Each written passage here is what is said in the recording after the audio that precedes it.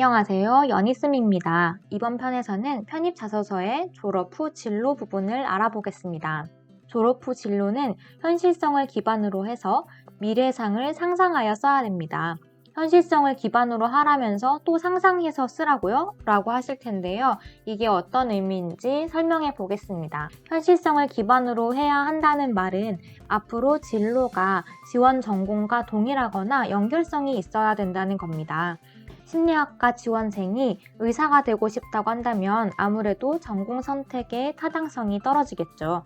그러면서도 상상하여 써야 한다는 말의 뜻은 아직 여러분이 3학년이기 때문에 확실하게 졸업 후 상황을 알 수는 없기 때문입니다. 그렇다고 확실한 부분만 쓰려고 하다 보면 너무 근시안적이고 포부와 열정이 작아 보일 수 있어요. 자신이 원하는 미래 모습을 자신 있게 쓰되 너무 무리하거나 비현실적인 부분을 다듬어주면 됩니다. 그럼 구체적으로 어떤 내용을 쓰면 좋을지 알아보겠습니다. 크게 대학원 진학 및 연구 분야, 취업 및 전문 자격 취득 분야로 나누어 살펴볼게요. 첫 번째로 대학원 진학에서는 지원 전공과 동일하거나 관련이 있는 석박사 과정의 진학 의지를 밝힙니다. 해외 대학에서 유학을 하겠다는 계획도 좋습니다. 연구소나 연구 업무를 하는 기업에 취업해서 실무를 쌓고 몇 년 후에 대학원에 진학하겠다는 계획도 괜찮아요. 두 번째, 취업을 목적으로 할 때입니다. 자격증을 취득해서 관련 분야의 전문가로 경력을 쌓겠다는 의지를 보여줍니다. 상담 자격증, 임상심리 자격증, 사회복지사 또는 세무사, 회계사 등 전문 자격증들이 있습니다. 관련 분야의 기업에 취업하겠다는 목표를 씁니다. 회사의 이름을 구체적으로 언급하지는 않습니다. 그냥 유통 관련 회사, 마케팅 회사, 벤처 관련 회사 등 이 분야만 언급해 주세요. 회사에서 실무 능력을 기르거나 어떠한 프로젝트를 진행해 보고 싶은지 등 일하고 싶은 분야도 써주세요. 상업 계획이나 센터의 운영자로서 일하겠다는 포부를 써도 좋습니다. 마지막으로 행정고시 준비, 교사 임용 준비 등 시험 준비 계획을 씁니다. 로스쿨이나 MBA 진학 등 전공과 관련된 학교로 진학하겠다는 내용도 써도 됩니다. 이제 사례를 살펴보겠습니다. 졸업 후 한국대학교에서 석박사 연계과정을 통해 박사 과정까지 공부하고 싶습니다.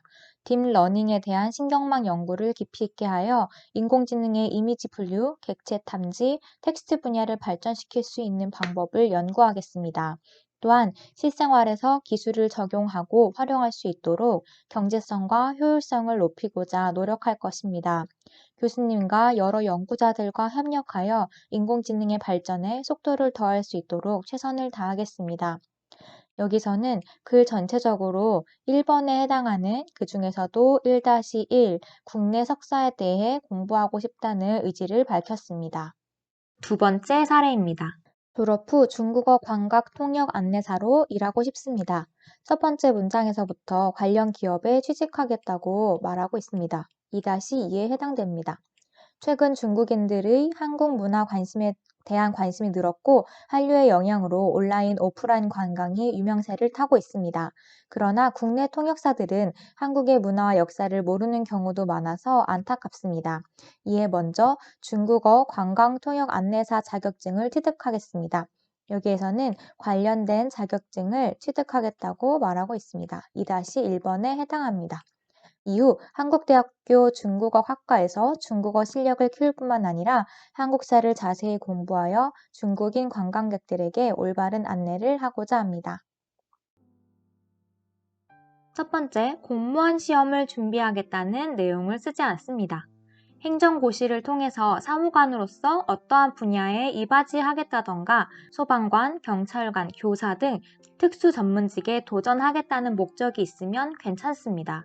그렇지만 단순히 9급, 7급 공무원 공부를 하겠다고 하면 전공과 관련성이 떨어지기 때문에 좋지 않습니다.